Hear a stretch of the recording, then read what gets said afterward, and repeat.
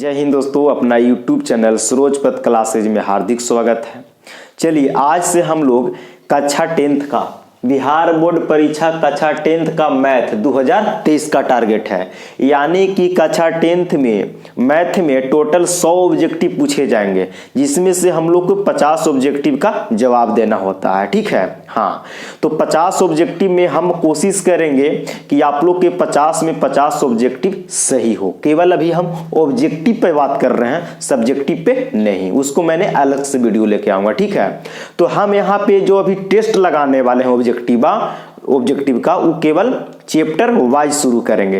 Total हम लोग के कक्षा 10th में 15 चैप्टर हैं और 15 चैप्टर को मैंने पूरा कवर करूंगा ऑब्जेक्टिव का। ठीक है, तो आप वीडियो में शुरू से अंत तक जरूर बने रहिएगा। ये हमने ऑब्जेक्टिव क्वेश्चन पार्ट 1 पहला चैप्टर मैंने शुरू किया हूं और पहला चैप्टर के हम लोग का नाम है वास्तविक संख्या रियल नंबर्स। वास्तविक संख्या रियल नंबर्स, और यहां से इस चैप्टर से करीब लगभग 4 से 5 ऑब्जेक्टिव आते हैं। 4 से 5 नंबर के ऑब्जेक्टिव आते हैं और इसमें मैंने टोटल लगभग 40-50 ऑब्जेक्टिव करवाऊंगा, जो आपको एक भी क्वेश्चन नहीं छूटेगा बिहार बोर्ड में। एकदम गारंटी के साथ देता हूं, दावा के साथ बोलता हूं कि अगर मैं पूरा ऑब्जेक्टिव करवा दूंगा तो आपको एक भी क्वेश्चन छूटने वाला नहीं है, एकदम गारंटी के साथ। ठीक है, तो आप वीडियो में शुरू से अंत तक जरूर बने रहिएगा। यहां से हम लोग ऑब्जेक्टिव 4 से 5 नंबर पहला चैप्टर से पक्का देता है और हम लोग लेके आएंगे भी, और मैंने चैप्टर वाइज हमेशा बनाऊंगा वीडियो। ठीक है,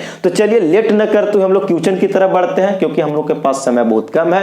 मैं आप लोग का समय व्यर्थ नहीं करूंगा। तो चलिए क्वेश्चन नंबर पहला मैंने यहाँ पे बोर्ड पे लिखा हूं और मैंने यहां से आपको बताता हूं।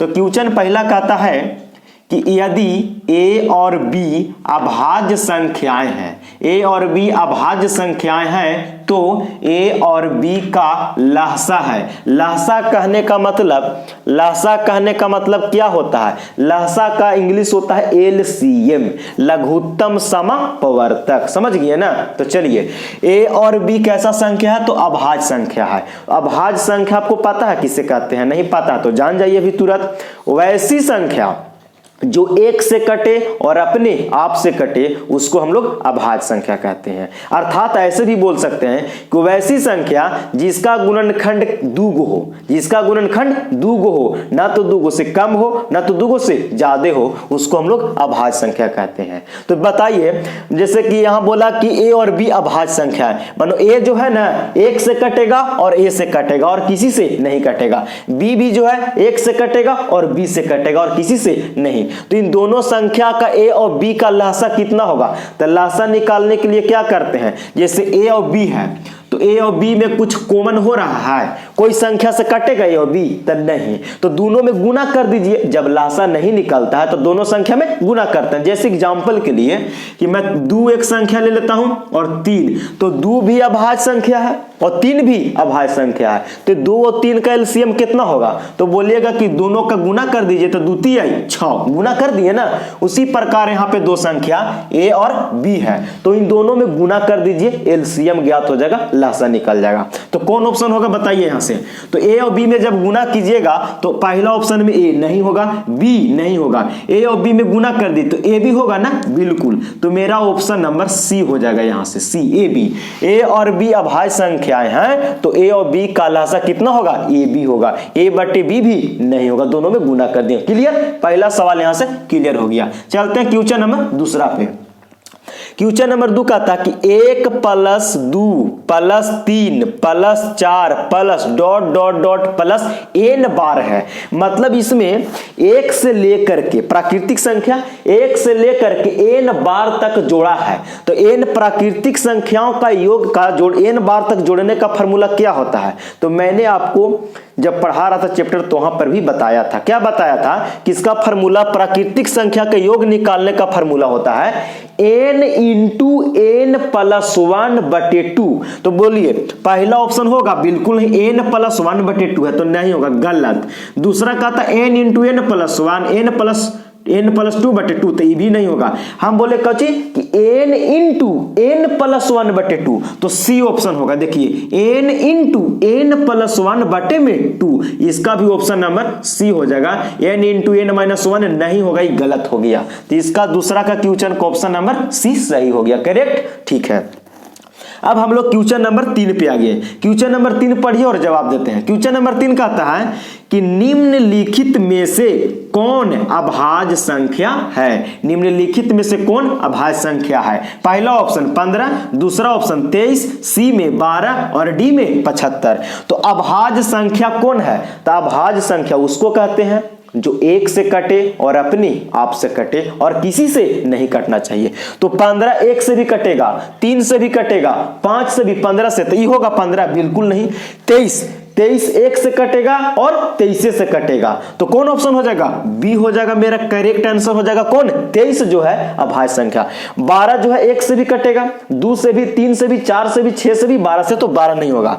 75 एक से भी कटेगा, 3 से भी, 5 से भी, है ना जी, और संख्या से कटेगा। यानी कि अभाज्य संख्या किसको कहते हैं, तो वैसी संख्या जो एक से कटे और अपने आप से कटे उसको अभाज्य। तो 23 जो है अभाज्य संख्या, ऑप्शन नंबर बी सही राइट हो जाएगा, ठीक है। अब क्वेश्चन नंबर 4 पे चलते हैं। क्वेश्चन नंबर 4 कहता है कि सबसे छोटी भाज्य संख्या, सबसे छोटी भाज्य संख्या और सबसे छोटी अभाज्य संख्या का महसा कितना होगा। महसा यानी कि महत्तम समापवर्तक, यानी कि HCF। तो बोलिए सबसे छोटी भाज्य संख्या, तो भाज्य संख्या क्या होता है, तो वैसी संख्या जिसका गुणनखंड 2 से अधिक हो, या ऐसे भी बोल सकते हैं कोई वैसी संख्या जो 1 से कटे, अपने आप से कटे और किसी अन्य संख्या से कटे, उसे अभाज्य संख्या कहते हैं, सॉरी उसे भाज्य संख्या कहते हैं। और एक है कौची, भाज्य, अभाज्य संख्या, अभाज्य जो 1 से कटे और अपने आप से कटे। तो सबसे छोटी भाज्य संख्या कितना होगा, तो सबसे छोटी भाज्य संख्या हो जाएगा 4। 4 से छोटा कोई हो ही नहीं सकता भाज्य संख्या। देखिए 4 1 से भी कटता है, 2 से भी और 4 से भी। देखिए 1 नहीं होगा, 1 न तो भाज्य है न तो अभाज्य, 2 है अभाज्य संख्या और हमको लेना है भाज्य संख्या, वो भी सबसे छोटी। 3 है अभाज्य, हमको लेना भाज्य, तो भाज्य संख्या सबसे छोटा 4 होता है, ठीक। अच्छा, और सबसे छोटी अभाज्य संख्या, तो सबसे छोटी अभाज्य संख्या 2 होता है।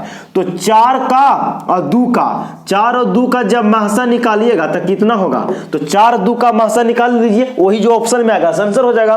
तो 2 और 4 का महसा निकालिए, तो 2 से 4 में भागा दीजिए, तो 2 दूनी 4 कट गया, तो ये नहीं वाला ना होता है मासा, तो कितना हो गया 2।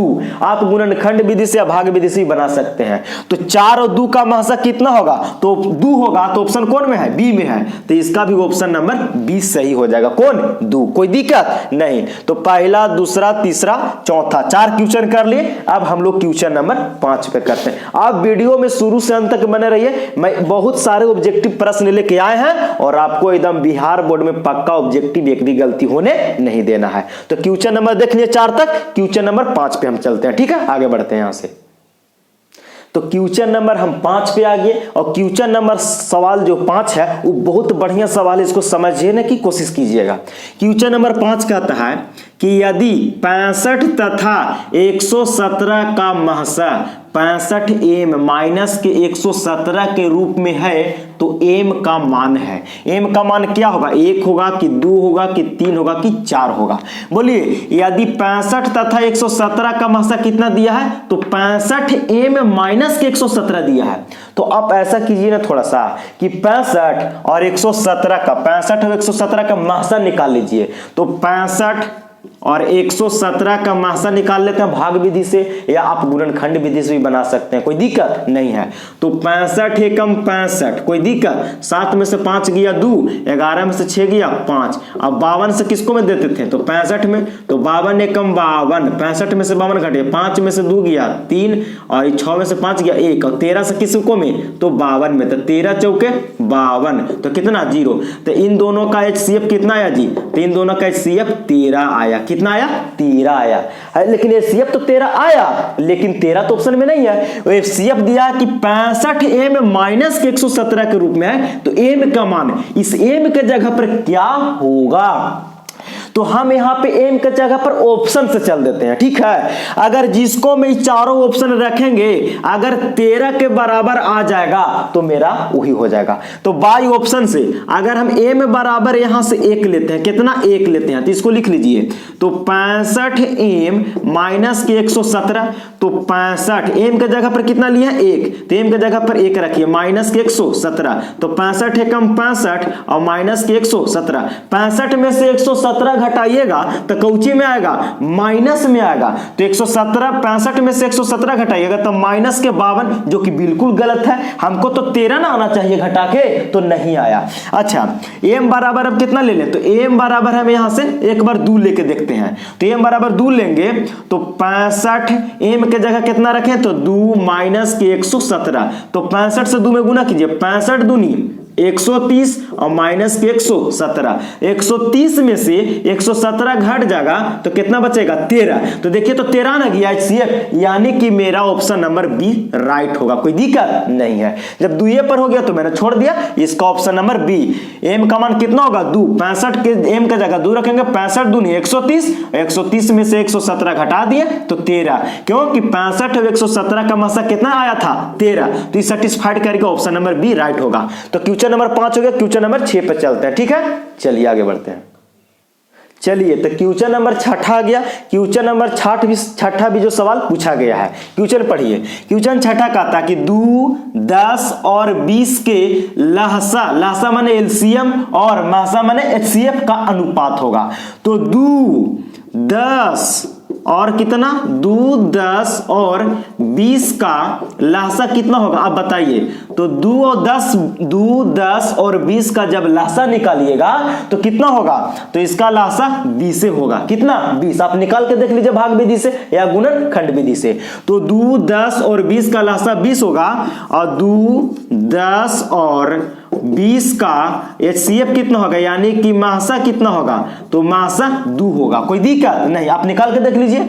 2, 10, 20 का लहसा 20 होगा, 2, 10 और 20 का महसा 2 होगा। तो कह रहा कि पहले लहसा और महसा का अनुपात, तो लहसा कितना निकाले, तो लहसा निकाले हैं 20, लहसा 20 का अनुपात फिर किसका महसा, तो महसा कितना 2, तो 2 और 20 तो कटेगा ना 2 से 20 क्या बार में 10 बार में, तो यहां कितना बचा 1, यानी कि 10:1 होगा, 10:1। ऑप्शन नंबर कौन में, तो ऑप्शन नंबर बी राइट होगा, 10:1 आंसर होगा। देखिए लहसा पहले बोला तो लहसा को पहले रखें, महसा पीछे बोला तो महसा को पीछे रखें, 2 से 20 कट गया तो 10:1, ठीक है। अगर महसा पहले बोलता और लहसा पीछे तो 2 आगे रखते 20 को पीछे रखते, इसमें कोई दिक्कत नहीं है, तो बी ऑप्शन सही है। 2, 10 और 20 का लहसा 20, 2, 10 और 20 का महसा 2, तो लहसा और महसा का अनुपात, तो लहसा यहां हो गया और अनुपात किसका, महसा का, तो लहसा 20 और महसा 2, तो 2 से 20 कट गया 10, तो इधर कितना बचा 1, तो 10:1 आंसर 20 सही। तो क्वेश्चन नंबर 6 क्वेश्चन नंबर 7 पे चलते हैं, ठीक है। क्वेश्चन नंबर 7 कहता है, तो क्वेश्चन नंबर 7 क्या है उसको देखते हैं। क्वेश्चन नंबर 7 कहता है कि 1 से 100 तक सभी प्राकृत संख्या का योग का मतलब जोड़, 1 से लेकर के 100 तक के प्राकृतिक संख्या का योग बताना है, जोड़ बताना है। तो मैंने पहले दूसरा का क्वेश्चन में फार्मूला बताया था, फार्मूला से भी बना सकते हैं और डायरेक्ट भी आपको बना सकते हैं। देखिए आप ऑब्जेक्टिव बनाना है तो आपको समझ लेना है, ऐसा नहीं कि रट लेना है, रटने से मैथ नहीं बनेगा जी, आपको समझ के बनाना है। कहे कि मैंने यहां बताऊंगा कुछ, वहां पे डिजिट चेंज करके देगा कुछ, तो आपको समझ में आएगा तभी बनेगा मैथ, ना तो रटने से कोई काम फायदा होने वाला नहीं है। तो देखिए 1 से 100 तक सभी प्राकृतिक संख्या का योग बताना है, जोड़ बताना, तो इसका एगो फार्मूला भी बताए थे ना पीछे कि n × n+1 बटे में 2 होता है। n क्या होता था, तो n होता था कोची, n होता था यहाँ अंतिम संख्या, कोची अंतिम संख्या होता था n, कोची अंतिम संख्या। तो अंतिम संख्या 1 से लेके कहां तक 100 तक अंतिम है, तो n का मान यहाँ कितना रखेंगे 100, n का मान 100 ब्रैकेट n के जगह पे 100 प्लस के 1 बटे में 2, तो इसको हल कीजिए 100 ब्रैकेट हटाएंगे गुना, तो 100 1 जोड़िएगा तो 101 और बटे में 2, तो 2 से 100 कै बार में 50, तो कितना आया 50 × 101, तो 50 में 101 से गुना कीजिएगा तो आपको आ जाएगा 50 50 50 50। तो 50 50 कौन सा ऑप्शन में है? तो ऑप्शन नंबर बी राइट होगा, कोई दिक्कत नहीं है। लेकिन परीक्षा में ऐसे बनाएंगे नहीं, प्राकृतिक संख्या जोड़ने के लिए ऐसे नहीं बनाएंगे। उसको कैसे, उसको समझिएगा। 1 से लेके 100 तक ना, 1 से लेके 100 तक ना, तो 100 बोला ना तो 100 गुने और 100 में 1 अपन मन से बढ़ा के जोड़ो, तो 100 में 1 जोड़ेंगे 101 और बाटे में 2। यही करना है परीक्षा में, ये ना कि फार्मूला पे बनाना बिल्कुल नहीं, ठीक है। मान लो इसको काट लो, 2 से 100 के बार में 50 और 50 से 101 में गुना करेंगे तो हो जाएगा 50 50। तो वो ऑप्शन बी। मान लो कि आपको ऐसे बोलेगा कि 1 से लेके 20 तक का योग, 1 से लेके 20 तक का योग बोल देगा सवाल में, कोई दिक्कत नहीं है। ये सवाल है क्वेश्चन कि 1 से 20 तक, तो 20 तक के ना तो 20 लिखेंगे और गुना का चिन्ह देंगे और 20 में 1 अपन मन से जोड़ देंगे, तो 20 और 1 21 और बटा में 2, तो 2 से 20 के बार में 10, तो 21 नहा के 210, फटाक से योग निकालेंगे, कोई दिक्कत नहीं, समझ गए। चलिए तो क्वेश्चन नंबर 7 क्लियर हुआ। क्वेश्चन नंबर हम 8 पे चलते हैं, आगे बढ़ते हैं यहां से। चलिए तो क्वेश्चन नंबर हम 8 पे आ गए। क्वेश्चन 8 नंबर बहुत बढ़िया सवाल है, इसको समझिएगा। क्वेश्चन नंबर 8 कहता है, क्या कहता है समझिए, कि निम्न में से कौन परिमेय संख्या है? निम्न में से कौन परिमेय संख्या है? समझिए, मैं आपको एक्सप्लेन कर दे रहा हूं इसको एग्जाम्पल। जिस संख्या का वर्गमूल पूरा ना निकलेगा वो होगा अपरिमेय संख्या, वो होगा अपरिमेय। किसका? तो जिस संख्या का पूरा वर्गमूल ना निकलेगा, रूट में रहेगा, ठीक है। अच्छा, और जिस संख्या का पूरा वर्गमूल निकल जाए वो होगा परिमेय संख्या। क्लियर सी बात है, ये होता है। चलिए तो देखिए, तो कौन परिमेय संख्या है? परिमेय संख्या तो भैया p/q के रूप में होता है, p/q के रूप में होता है, और अपरिमेय संख्या p/q के रूप में नहीं होता है। तो बोलिए 2 माइनस √3, तो 2 है परिमेय संख्या और √3 है अपरिमेय संख्या। तो परिमेय संख्या और अपरिमेय संख्या का अंतर होता है अपरिमेय संख्या, तो पहला ऑप्शन गलत ही, तो अपरिमेय संख्या हो गया। बी में √5 का पूरा वर्गमूल नहीं निकलता है, तो कोच हो गया अपरिमेय संख्या, कोई दिक्कत नहीं है। देखिए 2√3 बटे में √3, तो √3 से √3 का होगा कट जाएगा, √3 से √3 का होगा कट जाएगा, भागा दे दिए, तो केवल कितना बचा 2। तो 2 कैसी संख्या? तो परिमेय संख्या, और हमसे पूछ रहा कि इनमें से कौन परिमेय संख्या, तो ऑप्शन नंबर सी राइट होगा, ऑप्शन नंबर सी राइट होगा। √6 डी में था √6 का वर्गमूल पूरा नहीं निकलता है, तो ये भी होगा अपरिमेय संख्या। हमको पूछा था कि कौन परिमेय संख्या, तो ये भी हो गया अपरिमेय, ये भी अपरिमेय, और √3 से √3 कट गया तो बचा केवल 2, और 2 कैसी संख्या? तो परिमेय संख्या, क्योंकि 2/1 p/q के रूप में, और 6 का वर्गमूल ना निकलता तो ये भी अपरिमेय संख्या। क्लियर। तो क्वेश्चन नंबर अब हम लोग 9 पे चलते हैं। यहां से क्वेश्चन नंबर 9 कहता है कि 2 लगातार संख्याओं का महसा है। तो 2 लगातार संख्या, लगातार माने क्रमागत है ना जी, लगातार। तो 2 लगातार संख्याओं का महसा माने HCF कितना होता है? पहला ऑप्शन 0, बी में 1, सी में 2, डी में 4। तो आप कहीं से भी 2 लगातार संख्या उठा लीजिए और देखिए कि कितना महसा होता है। जैसे एग्जांपल 10 और कितना 11, तो 10 11 का HCF कितना होगा? तो HCF इसका 1 होगा, सिंपल सी बात है। 10 से 11 में देंगे ना भाग विधि से, तो 1 आएगा।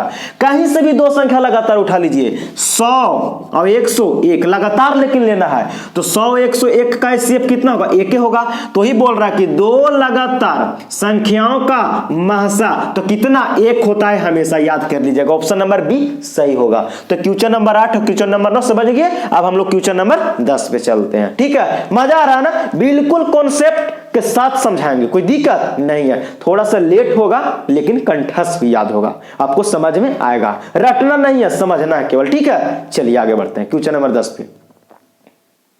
चलिए तो क्वेश्चन नंबर हम लोग 10 पे आ गए। ये क्वेश्चन नंबर जो 10 है ना भैया, ऑब्जेक्टिव ही नहीं बल्कि सब्जेक्टिव कहिए, यानी कि ऑब्जेक्टिव देगा तो ऑब्जेक्टिव बनाएंगे और सब्जेक्टिव देगा तो सब्जेक्टिव बनाएंगे। तो देखिए कैसा सवाल है, कहता कि 2 संख्याओं, इसको शॉर्ट में लिखे हैं, 2 संख्याओं का गुणनफल माने गुना 8670 है और उनका महसा माने HCF 17 है, तो उनका लहसा होगा। तो मैं आपको कॉन्सेप्ट क्लियर कर दूंगा और यहां सब्जेक्टिव और सब्जेक्टिव ऐसा सवाल दोनों पर बनाएंगे, कोई दिक्कत नहीं है। आगे वीडियो में बने रहिएगा। देखिए कहता कि कौन होगा उनका लहसा। तो बताइए, मैं आपको एक कॉन्सेप्ट आप लोग के सिखाया था पीछे, ठीक है। कॉन्सेप्ट, क्या कॉन्सेप्ट सिखाया था कि दो संख्याओं का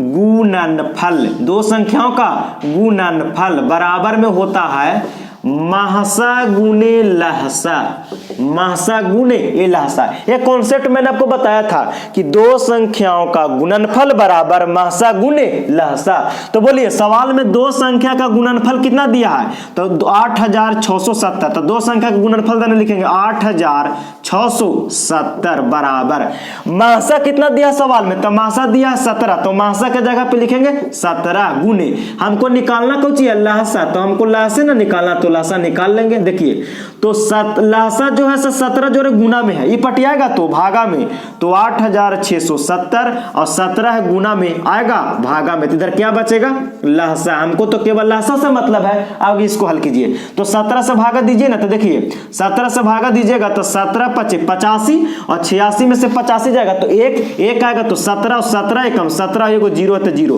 तो कितना आ गया लहसा जी, तो लहसा भैया यहां से आ गया 510। अब 17 से कितना से, आप 17 से 8670 में भागा दीजिए, 510 बार में कटेगा तो लहसा हो जाएगा 510। कोई दिक्कत, तो ऑप्शन नंबर डी हो जाएगा राइट आंसर, ठीक है, ऑप्शन नंबर डी। क्लियर, तो क्वेश्चन नंबर 10 हो गया हल। आपको ये कभी कभी 2 नंबर सब्जेक्टिव में भी पूछता है, तकबकाना नहीं है। तो क्वेश्चन नंबर 10 भी क्लियर हो गया। क्वेश्चन नंबर हम लोग 11 पे चलते हैं, ठीक है।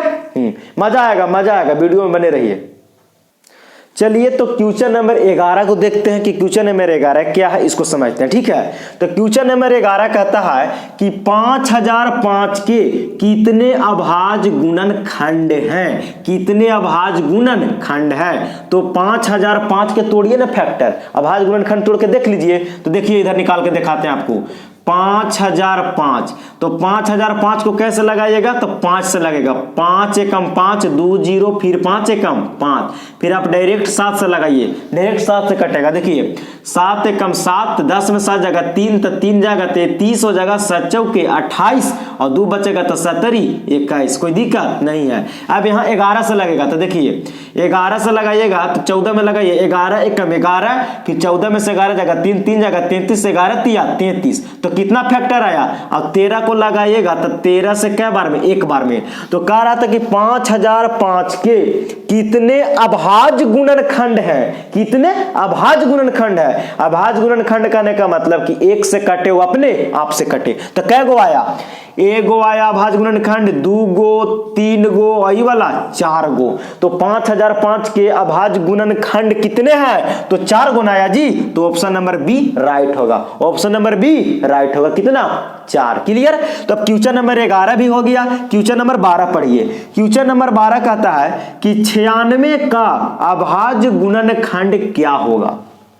96 का अभाज्य गुणनखंड क्या होगा, ये 4 गो ऑप्शन है। तो 96 को भी तोड़ लीजिए आप, तो 96 के तोड़िए, तो 96 के तोड़िएगा तो 2 से लगेगा 48 दूनी 96, 2 से लगेगा 24 दूनी 48, 2 से लगेगा 12 दूनी 24, 2 से लगेगा 6 दूनी 12 और 2 से लगेगा 3 बार में 2 3 6 और 3 से लगेगा 1। तो इसको देखिए, तो 2 क्या को मिला, 1 2 3 4 5, 2 कै गो, तो 1 2 3 4 5, तो 2 के पावर 5 और एगो बच गया 3, तो 3 हो गया, 3 के पावर कुछ ना तो 1, तो 2 के पावर 5 गुने 3 कौन ऑप्शन में है, तो 2 के पावर 5 गुने 3 ऑप्शन नंबर सी राइट होगा, ऑप्शन नंबर सी राइट होगा। इसी को अभाज्य गुणनखंड तोड़ के दोनों के निकालना था। तो क्वेश्चन नंबर 11, क्वेश्चन नंबर 12 समझ गए। क्वेश्चन नंबर 13 पे चलते हैं, बिल्कुल समझ में आएगा, वीडियो में बने रहिएगा, ठीक है।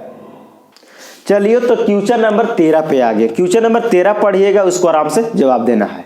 क्वेश्चन नंबर 13 कहता है कि √3 है 1, √3 है 1 परिमेय संख्या है कि प्राकृत संख्या है कि अपरिमेय संख्या है कि NOT का मतलब कि नॉन ऑफ दीज की कोई संख्या नहीं है। तो समझिए, वैसी संख्या जो रूट में हो और पूरा पूरा वर्गमूल न निकले तो हमेशा अपरिमेय संख्या होता है, हमेशा अपरिमेय होता है। तो √3 कैसा है, √3 का वर्गमूल तो पूरा पूरा नहीं निकलता है, तो √3 कभी परिमेय संख्या होगा नहीं। प्राकृतिक होगा नहीं, गिनती की संख्या को प्राकृतिक संख्या कहते हैं, ठीक है। तो गिनती की संख्या ही थोड़ी नहीं, तो रूट में नहीं जी। अच्छा, सी में कहता है अपरिमेय संख्या, तो बिल्कुल अपरिमेय संख्या, सी ऑप्शन राइट होगा। वैसी संख्या जो रूट में हो और पूरा पूरा उसका वर्गमूल ना निकले वो हमेशा अपरिमेय होगा। तो रूट 3 कैसा संख्या, तो अपरिमेय संख्या, राइट, सी ऑप्शन होगा, कोई दिक्कत नहीं है। क्वेश्चन नंबर 14 पे चलते हैं। क्वेश्चन नंबर 14 भी अच्छा सवाल है। क्वेश्चन नंबर 14 कहता है कि निम्न में कौन अपरिमेय नहीं है। निम्न में कौन अपरिमेय नहीं है। अपरिमेय कौन नहीं है उसको चुनना है हमको, पता कि निम्न में कौन अपरिमेय नहीं है। तो रूट 10 का वर्गमूल पूरा पूरा ना निकलता है, तो ये तो हो गया अपरिमेय ना, कहता कि अपरिमेय नहीं है, यानी कि परिमेय संख्या चुनना है, ठीक है। हाँ, अपरिमेय नहीं का मतलब कि परिमेय संख्या चुनना है। तो रूट 10 हो गया अपरिमेय संख्या, कोई दिक्कत नहीं है। तो पहला ऑप्शन होगा गलत। 24 का वर्गमूल पूरा पूरा निकलता है भैया, तो ना, तो ये भी कुछ हो गया अपरिमेय संख्या, और हमको कहा कि अपरिमेय नहीं है यानी परिमेय चुनना है। तो 35 का वर्गमूल निकलता है नहीं, तो ये भी अपरिमेय हो गया। 121 का वर्गमूल कितना होता है, तो 121 के वर्गमूल 11 होता है। 121 का वर्गमूल कितना, 11। तो 11 कैसी संख्या है, तो 11 तो परिमेय संख्या है, और कह रहा था कि अपरिमेय नहीं है, यानी कि 11 जो है अपरिमेय संख्या नहीं है। तो right answer option number D हो जाएगा। पहले आपको क्वेश्चन को ढंग से पढ़ के समझ लेना है कि क्वेश्चन क्या कहता है, तब जवाब देना है, ये ना कि बक्की में मार देना जी मन से, ठीक है, नहीं, बिल्कुल गलत बात हो जाएगा। वैसे कह रहा था कि निम्न में कौन अपरिमेय नहीं है, तो ये तो अपरिमेय हो गया जी, हमको कह रहा कि अपरिमेय नहीं चुनना है, तो ये भी अपरिमेय, ये भी अपरिमेय, ये भी अपरिमेय। क्यों, क्योंकि तीनों का वर्गमूल पूरा पूरा निकलता नहीं है। यहां था रूट अंडर 121, 121 के कर वर्गमूल होता है, सॉरी 121 का वर्गमूल कितना होता है, तो 11, क्योंकि 11 से 11 में गुणा कीजिएगा तो 121, और 11 कैसी संख्या, तो 11 परिमेय संख्या है, यानी कि अपरिमेय संख्या नहीं है। तो कहीं ना कह रहा था कि अपरिमेय नहीं है, तो ऑप्शन नंबर डी राइट होगा, कोई दिक्कत नहीं है। अब हम लोग क्वेश्चन नंबर 15 पे आते हैं। क्वेश्चन नंबर 15 कहता है कि यदि P तथा Q दो अभाज्य संख्या है तो उनका महसा होगा। यदि P तथा Q दो अभाज्य संख्याएं हैं तो उनका महसा होगा। महसा माने HCF। P और Q कैसी संख्या भाई, तो P और Q अभाज्य संख्या। अभाज्य संख्या पीछे भी मैंने बताया था, मैंने फर्स्ट सवाल इसी पे किया था कि P Q अभाज्य, तो वहां पे सवाल में पूछा था लहसा, वो अगले सवाल में ऑब्जेक्टिव घुमा के पूछ दिया महसा। तो सुन लीजिए, जब दो अभाज्य संख्या के महसा निकालिएगा, जब दो अभाज्य संख्या के महसा, तो हमेशा एक होता है, याद कर लीजिएगा। बोलिएगा कि कैसे, तो देखिए 2 भी है एक अभाज्य संख्या, 3 भी है एक अभाज्य संख्या, तो 2 3 का महसा कितना होगा, 2 3 का महसा, तो 2 3 का महसा 1 होगा, कितना होगा 1, तो इसके लिए इसका ऑप्शन कौन होगा, डी हो जाएगा, कितना डी। ऐसी दो संख्या उठाइए ना जी जो अभाज्य हो हमेशा, जैसे कि एग्जांपल और ले लीजिए, 5 भी अभाज्य है और 7 भी अभाज्य है, तो 5 और 7 दोनों का जब महसा निकालिएगा, दोनों का HCF निकालिएगा, तो इसका भी HCF कितना आएगा, 1 आएगा। भाग विधि से निकाल के देख लीजिए। वैसी दो संख्या उठाइए जो अभाज्य होना चाहिए, जैसा और एग्जांपल 11 भी अभाज्य है और 13 भी अभाज्य है, तो 11 13 का HCF कितना होगा, तो 11 13 का HCF भी 1 होगा, कितना 1 होगा, कोई दिक्कत। तो यदि P और Q दो अभाज्य संख्या तो उनका महसा कितना 1 होगा, कोई दिक्कत नहीं है। तो क्वेश्चन नंबर 15 कर लिए। क्वेश्चन नंबर 16 की ओर बढ़ते हैं, ठीक है। चलिए, तो क्वेश्चन नंबर 16 पे आ गए। क्वेश्चन नंबर 16 देखते हैं क्या कहता है। क्वेश्चन नंबर 16 कहता है कि दो संख्या A और 18, दो संख्या कौन कौन है जी, तो एगो A है और 18 का लहसा यानी कि एलसीएम 36 तथा महसा कितना है 2 है, तो A का मान होगा, A का मान होगा। मैंने आपको पिछले भी सवाल बताया था कि दो संख्याओं का गुणनफल बराबर लहसा गुने महसा। दो संख्याओं का, देखिए इसको हल करते हैं, दो संख्याओं का गुणनफल, दो संख्याओं का गुणनफल बराबर होता है कौची, तो लहसा गुने महसा, यानी कि लहसा और गुने में महसा, यही ना बताए थे। तो दो संख्या कौन कौन है? दो संख्या ए और कितना 18, तो दो संख्या का गुना कर दीजिए, ए गुने 18। मैंने दो संख्या को गुना कर दिया, बोलिए दो संख्या को मैंने ए गुने 18 कर दिया, कोई दिक्कत नहीं है। बराबर लहसा कितना दिया था? लहसा दिया 36, तो लहसा की जगह लिखेंगे 36 गुने महसा कितना दिया है 2, तो महसा मैंने 2। हमको ए का मान चाहिए भैया, ये किसका मान? ए का मान। तो ए बराबर कितना होगा? 36 गुने 2 18 है, ये जोड़े गुना में, ये पटी जाएगा तो भागा में आ जाएगा, कोची में भागा में, काटिए कटेगा। 18 से 36 के बार में 2 बार में, तो ए का मान कितना? 2 दूनी 4, तो ए का मान कितना आएगा? 4 मेरा राइट आंसर होगा। तो कौन ऑप्शन है? ऑप्शन नंबर सी राइट होगा, ऑप्शन नंबर सी राइट होगा। चलिए क्लियर हुआ? तो क्वेश्चन नंबर 16 क्लियर हो गया। मैंने दो संख्याओं का गुणनफल बराबर लसा गुने महसा होता है, तो दो संख्या कौन कौन था? एगो ए था और एगो 18, तो इन दोनों को मैंने गुना कर दिया, और लसा दिया था 36 और महसा दिया था 2, तो 18 था गुना में चला गया भागा में, 18 दूनी 36 2 दूनी 4, ए का मान 4, ऑप्शन नंबर जो सी में था। तो क्वेश्चन 16 हो गया। क्वेश्चन नंबर 17 पे चलते हैं, ठीक है। चलिए तो क्वेश्चन नंबर हम लोग 17 पे आ गए। क्वेश्चन नंबर 17 भी पूछा गया। जितना भी हम आपको क्वेश्चन करवा रहे हैं ऑब्जेक्टिव, सब के सब प्रीवियस ईयर से पूछा गया क्वेश्चन है, ठीक है। तो चलिए इसको पढ़ते हैं, सवाल को जवाब देने की कोशिश कीजिएगा यहाँ से, ठीक है। क्वेश्चन नंबर 17 कहता है कि 0 और 50 के बीच, 0 और 50 के बीच विषम संख्याओं की संख्या है। 0 से लेकर के 50 के बीच में कितना विषम संख्या है? ऐसे देखिए, 0 से लेकर के केकर बीच में? तो 50 के बीच में। तो 0 से 50 के बीच में कौन कौन होगा जी? तो 0 के बाद बढ़िएगा तो 1 होगा, फिर 2 3 4 5, लेकिन हमको केवल विषम संख्या, तो विषम संख्या उसको कहते हैं जो पूरा पूरी 2 से विभाजित ना हो, है ना जी, यानी कि दशमलव में चला जाए, ठीक ना, उसी को कहते हैं विषम संख्या। यानी कि 1 हो जाएगा, फिर 3 हो जाएगा, फिर 5 हो जाएगा, फिर 7 हो, यानी 50 से पहले क्या होगा? 49 तक। मानो 1 से लेके 49 तक में विषम संख्या टोटल कितना होगा? यानी कि 0 से 50 कहने का मतलब कि 0 से आगे और 50 नहीं, 50 से पीछे, क्योंकि 0 और 50 के बीच में बोला है। तो आपको याद कर लो कि 0 से लेकर के 50 के बीच में विषम संख्याओं की संख्या टोटल 25 होती है, टोटल 25 होती है। क्लियर हुआ? 0 और 50 के बीच में विषम संख्याओं की संख्या टोटल 25 होती है, कोई दिक्कत नहीं है। अगर सम संख्या के भी पूछता तो 25 ही होता, कोई दिक्कत नहीं है। आगे बढ़ते हैं। क्वेश्चन नंबर 18 कहते हैं, क्वेश्चन नंबर 18 कहता है कि सबसे छोटी अभाज्य संख्या, तो सबसे छोटी अभाज्य संख्या कौन होता है भैया? तो सबसे छोटी अभाज्य संख्या 2 होता है। तो सबसे छोटी अभाज्य संख्या तो 2 होता है, और सबसे छोटी भाज्य संख्या का गुणनफल, तो सबसे छोटी भाज्य संख्या कौन होता है? 4, और दोनों का कौची? गुणनफल। गुणनफल मैंने गुण आता है, 4 दूनी कितना?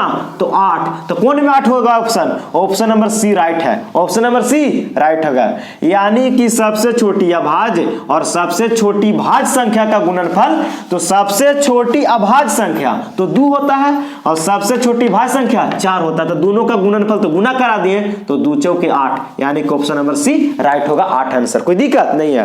क्वेश्चन नंबर 19 पे आइए। क्वेश्चन नंबर 19 कहता है कि 3.27 और ऊपरे रेकरिंग दिया है एक पूर्णांक संख्या है कि एक परिमेय संख्या है कि एक प्राकृतिक संख्या है कि एक अपरिमेय संख्या है। तो मैंने आपको पीछे भी बताया था कि परिमेय पूर्णांक संख्या 3 प्रकार के, धनात्मक, ऋणात्मक और 0। तो बोलिए धनात्मक, ऋणात्मक, 0, तो रेकरिंग वाला ना हो गया जी। यानी कि रेकरिंग बार कहने का मतलब कि 2 और 7 जो होगा ना बार बार रिपीट कर रहा होगा, बार बार रिपीट कर रहा होगा, तो पूर्णांक संख्या नहीं कहलाएगा, कोई दिक्कत नहीं। परिमेय संख्या, तो सुनो, परिमेय संख्या होगा, क्यों होगा कि परिमेय संख्या 2 प्रकार के होते थे। कौन कौन? तो एक शांत और एक अशांत आवर्ती। आवर्ती उसको कहते थे जो संख्या बार बार रिपीट करता हो। तो 2 और 7 कुछ कर रहा है, रिपीट कर रहा है, तो परिमेय संख्या होगा। जिसको रिपीट नहीं करेगा वो तो शांत हो जाएगा, कट जाएगा, और जो संख्या बार बार रिपीट करेगा उसको अशांत आवर्ती कहेंगे। तो बी ऑप्शन मेरा एक परिमेय संख्या होगा, एक प्राकृतिक संख्या भी नहीं होगा और अपरिमेय संख्या भी नहीं होगा। क्यों? क्योंकि अपरिमेय संख्या उसको कहते हैं जिसका पूरा पूरा वर्गमूल नहीं निकलता है। कोई दिक्कत नहीं। तो ये रेकरिंग है तो ये परिमेय संख्या कहलाएगा, कोई दिक्कत नहीं है। क्वेश्चन नंबर 19 हो गया। क्वेश्चन नंबर हम 20 पे चलते हैं। ये लास्ट क्वेश्चन देखते हैं यहां से।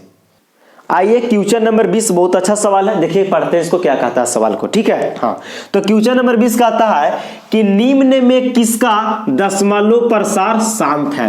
ऑप्शन ए 3/8 20, 6/21 सी में 29/343 और डी में 75/26। तो सुनिए, जब भी ऐसा सवाल आए कि निम्न में किसका दशमलव प्रसार शांत है तो आपको क्या करना उसको मैं आपको बता रहा हूं। एक होता है अंश और एक होता है हर। अंश बटे हर, अंश बटे हर, अंश बटे हर भिन्न के रूप में रहेगा। तो आपको अंश से कोई मतलब नहीं है, आपको केवल हर संख्या से मतलब है। और हर का गुणनखंड देखिए मैं बता रहा हूं, हर का गुणनखंड, किसका गुणनखंड?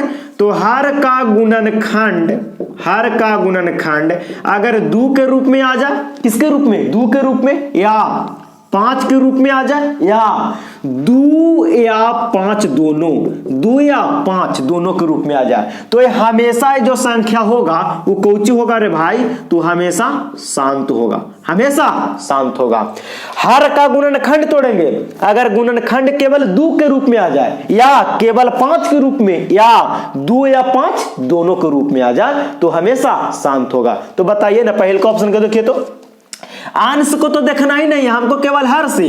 तो 8 के गुणनखंड तोड़िएगा, तो 8 के तोड़िएगा तो 2 गुने 2 गुने 2, तो देखिए 3/2 का गो, तो 3 गो, तो 2 के पावर 3, तो 2 के रूप में ना गया तो ये कौची हो गया जी? शांत हो गया। कौची? शांत। तो ऑप्शन पहले मेरा आंसर होगा 3/8।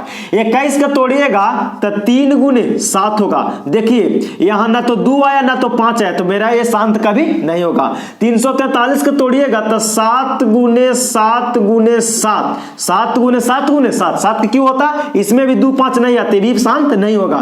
26 को तोड़िएगा तो 2 गुने 13, 2 तो आया लेकिन 13 भी आ गया, इसलिए ये शांत नहीं होगा। तो मेरा पहला ऑप्शन राइट होगा। क्वेश्चन नंबर 20 हो गया। तो टोटल हम लोग क्वेश्चन नंबर 1 से लेकर 20 तक किए हैं। बाकी का जो शेष क्वेश्चन बचा है मैं उसको अगले वीडियो में अपलोड कर दूंगा। और एक वीडियो जो अभी देखें आप 1 से लेकर 20 तक, आपको एक कैसा वीडियो लगा आप कमेंट बॉक्स में जरूर लिखिएगा, ठीक है। अगर अभी तक आप चैनल को सब्सक्राइब नहीं किए हैं तो चैनल को सब्सक्राइब कर लें, बेल आइकन दबा लें, ताकि जब भी मैं वीडियो डालूं तब आपको पास नोटिफिकेशन पहुंचे। और कैसा लगा वीडियो आप कमेंट बॉक्स में जरूर बनाइएगा। और इसी प्रकार से मैं हर एक चैप्टर को ऑब्जेक्टिव आपको पास दूंगा, ठीक है। तो वीडियो में बने रहिएगा, अगले वीडियो का इंतजार कीजिएगा, मैं जल्दी ही बहुत जल्द अपलोड करूंगा। और दोस्तों में शेयर भी कर दिएगा इस चैनल को, ठीक है। तो इतने बार आज, जय हिंद, अगले वीडियो मिलते हैं।